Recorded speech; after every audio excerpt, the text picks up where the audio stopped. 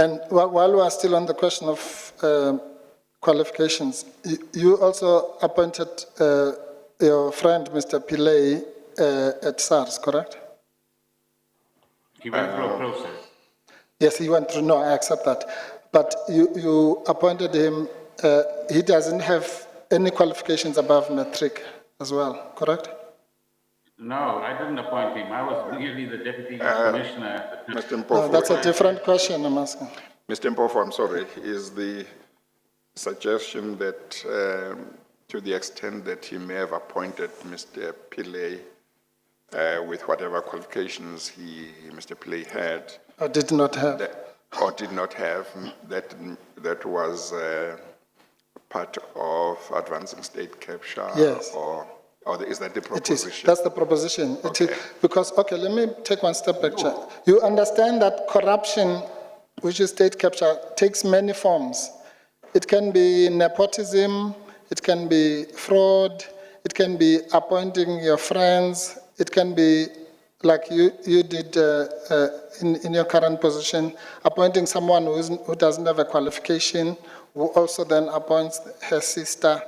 That all that is part of corruption, and those are some of the signs of state capture. And these are the things that you, Mr. Gordhan, are guilty of, or that I'm putting to you. But we were just dealing with the appointment of Mr. Pillay, the matriculant. So, Chairperson, this is a real... Sorry, Minister. Yeah, just hang on. Really an odd turn of Just hang on, Mr. Sorry, Gordhan. Mr. Gordhan. Your counsel is on her feet. Yes, Chair, if I can just object to this line of questioning. I've listened carefully as my learned friend asked the last few questions. Yeah. And we do seem to be straying very, very far from the rulings you've given on the permitted scope of this. Yeah. Mr. Pillay's appointment years and years and years before the period of time that your commission is scrutinizing hardly seems to be a useful use of our now, we're now heading for 6 hours of cross-examination, and I'm not sure that it's either compliant with your ruling or actually going to get us to the questions that you authorized, namely the focus on Mr. Moyane at SARS for the period of time that he's there, many years after Mr. Pillay. Well, Mr. Mpofu, I don't know what you want to say, but No, I wanted to say, Chair, I would like you to use the remaining time quite fruitfully. Yes, no, Chair, I accept that objection. Yeah. I was saying that the issue was really provoked by the insults to Mr. Van Rooyen. Yes. But I was just saying that it's very thick coming from somebody like Mr. Gordhan. Let's move on. Yes, Let's but Ms. Leroux is right. I was saying, I'm still talking, please. Hang on 1 second, Mr. Mpofu and Mr. Hang on, Mr. Mpofu and Mr. Gordhan. Mr. Gordhan, your counsel has raised an objection to the question. Mr. Mpofu has accepted the objection, so the question falls away. Yes. So I think we must move on. But it doesn't fall away in the public eye, Chairperson. I need to rebut what Mr. Well, Mpofu said. except that when your counsel, Mr. Gordhan, says this question should not have been asked, and Mr. Mpofu says, I accept that, the public does hear that. You understand? I thought he also implied, Chairperson, forgive me for this, Yes. that I was involved in state capture. What is that? But he accepts that he should not have asked that question. Okay. Yeah. Thank you. Let's move on, yeah. Okay. Yes. In fact, the only reference to Mr. Pillay that is relevant relates to his retirement, not his appointment.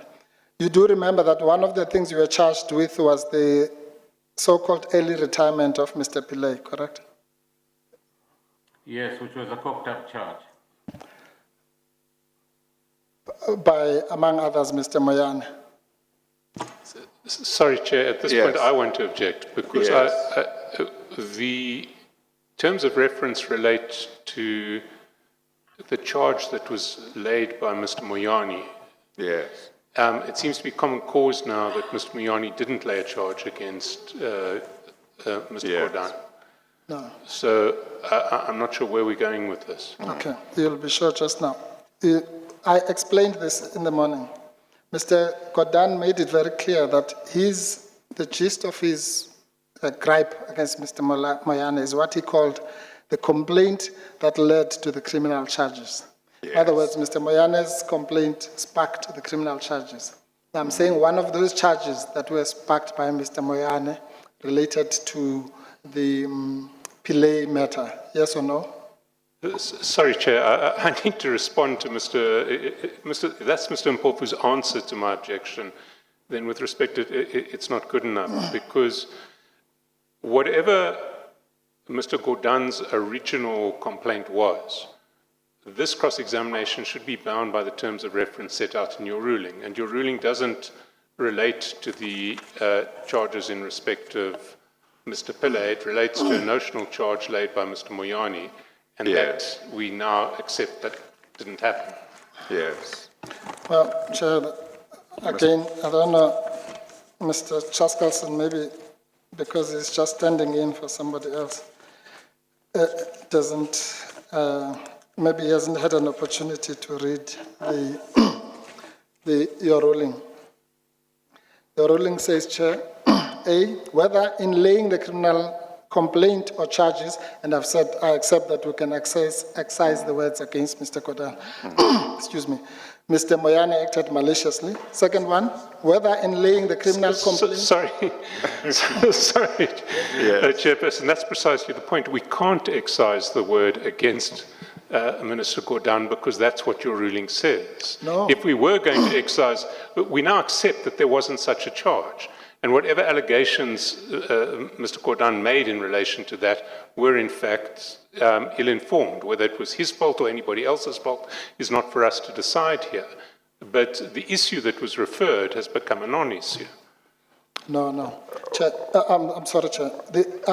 I asked Mr. Gordhan, the very first set of questions I asked him when we started here was whether he stands by those allegations, even if they were excluded him.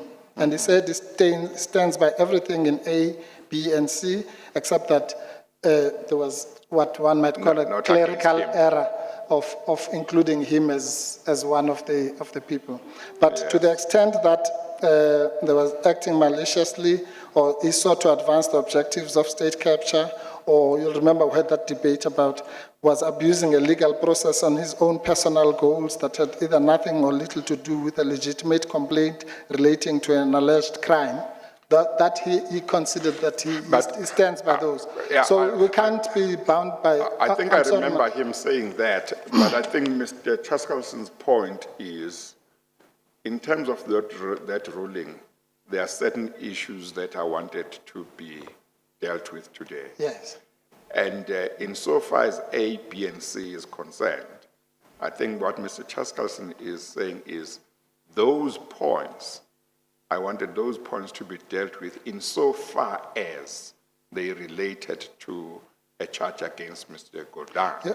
And once it's accepted that there was no charge against him, then the issue that I wanted to be addressed insofar as A, B, and C is concerned falls away. If Mr. Gordhan seeks to say now, even if they refer to other people, I stand by that.